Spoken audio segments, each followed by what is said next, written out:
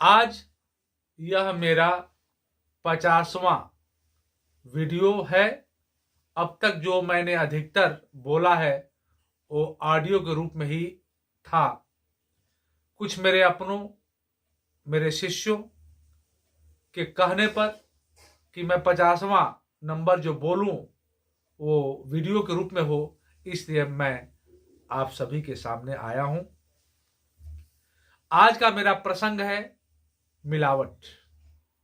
स्वजनों, आज देश और दुनिया में मिलावट का जबरदस्त दौर चल रहा है। मिलावट इस कदर बढ़ गई है कि कीड़े मारने की दवा में भी कीड़े पड़ने लगे हैं। इतना ही नहीं, अब तो मच्छर भी गुड नाइट पर बैठकर मीटिंग कर रहे हैं। जीने के लिए शुद्ध भोजन तो दूर रहा, मरने के लिए असली जहर भी नहीं मिल रहा है।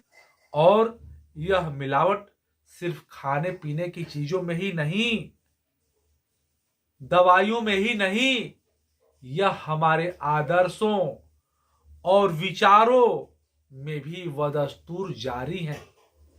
स्वजनों, जरा सोचिए ना, हम अपने देश के अनेकों महापुरुषों की जयंतियां मनाते हैं, महापुरुषों को मानते हैं, लेकिन क्या हम महापुरुषों की कही हुई बातों को मानते हैं?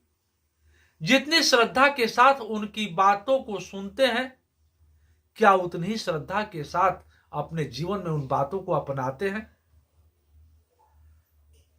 आज एक उदाहरण के द्वारा मैं समझाने का प्रयास करूं अगर आपको, कि एक आदमी था, वो अपने जीवन से उब चुका था और इस कदर उबा कि वह मरने का निश्चय कर लिया और बाजार में गया और जहर खरीद कर लाया। अब शाम के वक्त, रात को भोजन करने के बाद उसने जहर खाया और सो गया। स्वजनों, सोचिए, सुबह जब हुआ, वह आदमी बड़े ही तरोताजा होकर उठा और फिर वह सोचने लगा कि अरे, रात को तो मैंने जहर खाया और मरा नहीं। अब उसने सोचा कि शायद भगवान को भी मेरा मरना पसंद नहीं है, और वह खुशी खुशी बाजार गया और बाजार जाकर एक पाव जलेबी खरीद कर लाया और जलेबी खाकर वह लेटा तो सोया तो अब तक नहीं उठा। जरा सोचिए, जो जहर लाया था मरने के लिए वह खाया तो मरा नहीं, यानी उस जहर में मिलावट थी, और जो जलेबी लाया खाने के लिए, खुशी मनाने के लिए, जश्न मनाने के लिए, तो वह जलेबी खाया तो उठा नहीं, का मतलब जलेबी में भी मिलावट थी। यह मिलावट इस कदर है, स्वजनों, सोचने की बात है। यह मिलावट एक जगह नहीं, अनेकों जगहों पर है। एक व्यक्ति बड़ा परेशानी से गुजर रहा था। उसने भगवान के समक्ष प्रार्थना किया कि हे भगवान, अगर मुझे 10 लाख रुपए की हमारे बिजनेस में कमाई हो जाएगी तो मैं तुम्हें आधा रकम चढ़ा दूंगा, आधा रकम तुम पे खर्च कर दूंगा। संजोग से ऐसा हो ही गया। 10 लाख रुपए की उसको प्रॉफिट हुई, लाभ हुई। अब उसके मन में तो लालच आ गई। अब वो सोचने लगा कि क्या उपाय करूं कि मुझे इतना 10 लाख का आधा 5 लाख भगवान पर, ईश्वर पर खर्च न करना पड़े। फिर वो चालाकी क्या सोची, देखिए, वो 10 लाख रुपए लेकर के चला गया मंदिर वहां मंदिर पर जाकर एक रेखा खींचा और कहा, भगवान अब मैं ये रेखा खींच देता हूं। अब ये मैं नहीं कहूंगा कि मैं आपको आधी रुपए चढ़ाऊंगा, आधी रुपए आप पे खर्च करूंगा। मैं ऐसा करता हूं कि जितना भी पैसा है सब फेंक देता हूं, और ये लाइन जो खींचा हुआ है, जितना पैसा इस लाइन के उस तरफ गया वो आपका, और जितना लाइन के इस तरफ आ गया वो मेरा। फेंकना तो उसे था।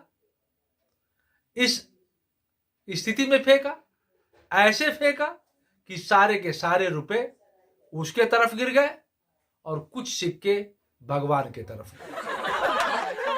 ऐसी सोच।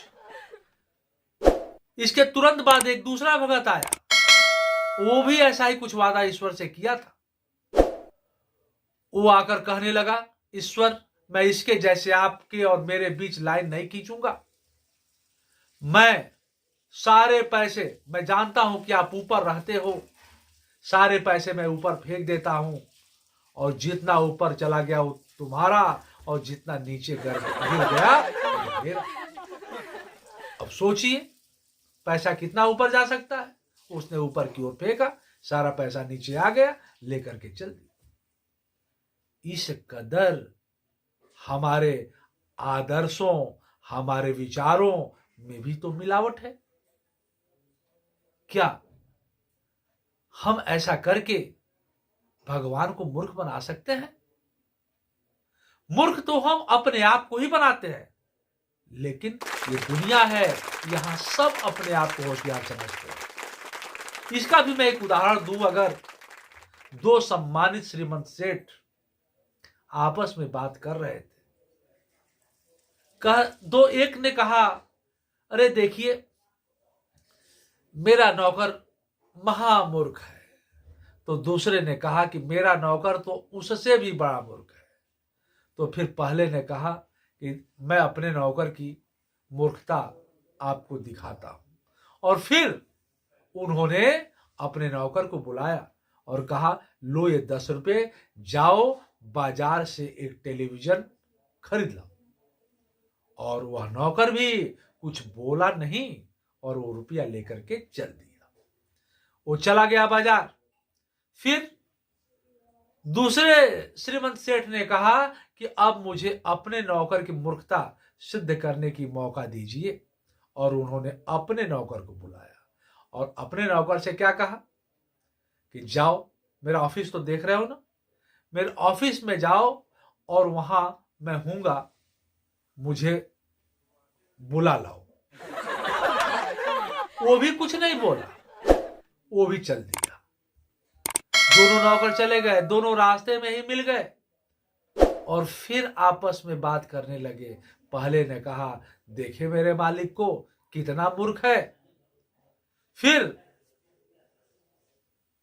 दूसरे ने भी कहा कि तुमने देखा मेरे मालिक को कि वो कितना मूर्ख है। पहले ने बताया कि देखो ना, मैं 10 रुपए में तो 5-7 टीवी खरीद लिया होता, लेकिन क्या रविवार के दिन दुकानें खुली रहती हैं कि मैं खरीदूं? अगर दुकान खुली रहती तो मैं 10 रुपए में 5-7 टेलीविजन भी खरीद ले जाता। फिर दूसरे ने कहा, अरे यार तुम्हारा मालिक तो ऐसा है, मेरे मालिक को सोचो ना, उसके पास मोबाइल था, वो चाहता तो वहीं से मोबाइल से फोन अपने ऑफिस ना कर सकता था कि वो हमको भेज दिया। यही तो हाल है समाज में। सब एक दूसरे को मूर्ख समझते हैं, लेकिन हकीकत तो यही है कि सब कुछ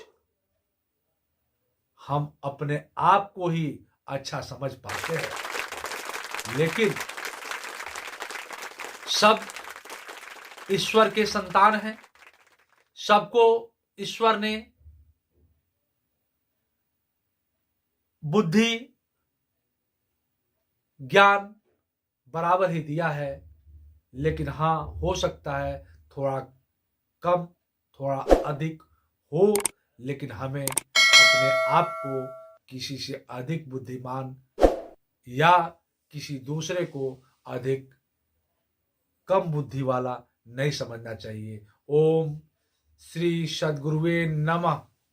हम साथ ही एक प्रार्थना भी करेंगे।